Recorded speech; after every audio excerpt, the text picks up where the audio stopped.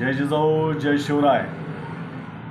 स्वर्गीय संतोषांना देशमुख यांच्या खून प्रकरणामध्ये संपूर्ण महाराष्ट्र त्या ठिकाणी हळहळ व्यक्त करतो आहे आणि असं असताना ज्यांच्यापुढं संतोषांना देशमुखांची सुनावणी चालू आहे असे न्यायाधीशच धुळवडीच्या दिवशी संपूर्ण रंग उधळत आहेत। अशा या न्यायाधीशाचा नुसता निषेध करून चालणार नाही। ही व्यवस्थाच इतकी रंगेल झालेली आहे, ही व्यवस्थाच इतकी रखेल झालेली आहे की कुठल्या तोंडाने आपण न्याय मागायचा आणि कुठल्या दिशेनं आपण समाजाचा आवाज उठवायचा हा सुद्धा प्रश्न सामाजिक काम करणाऱ्या सर्व समाज बांधवांपुढे पडलेला आहे। परंतु ज्या पद्धतीनं ही व्यवस्था चाललेली आहे, समाजामधला समतोल बिघडण्याचं काम सर्वजण मिळून करतात असं दिसतंय।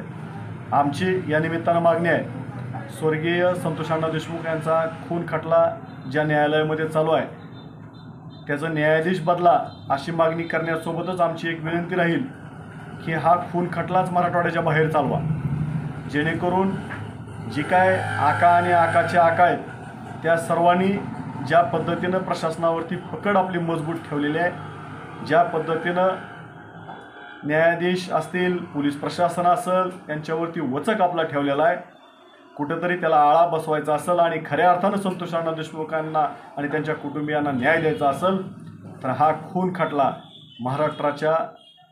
मराठवाड्याच्या बाहेर चालवा अशी आमची या ठिकाणी मागणी आहे। आणि तशा पद्धतीनं देवेंद्र फडणवीस या प्रकरणामध्ये लक्ष घालतील आणि स्वर्गीय संतोषांना देशमुख यांना खऱ्या अर्थानं न्याय देण्याचा प्रयत्न करतील अशी आशा ठेवतो। आणि पुन्हा एकदा संतोषांना देशमुख कदाचित आम्हाला माफ करा अशी म्हणायची वेळ आमच्यावरती येते का काय असं वाटायला लागलं आहे, कारण अण्णा आम्ही लढा उभा करू शकलो परंतु तुम्हाला न्याय देऊ शकतो का नाही असं आमच्या मनामध्ये कुठंतरी त्या ठिकाणी शंका निर्माण व्हायला लागली आहे। तरी पण या निमित्तानं पुन्हा एकदा आमची महाराष्ट्राच्या मुख्यमंत्र्यांना विनंती आहे, ह्या खून खटला मराठवाड्याच्या बाहेर चालवा एवढंच या निमित्ताने सांगतो। जय जिजाऊ जय शिवराय।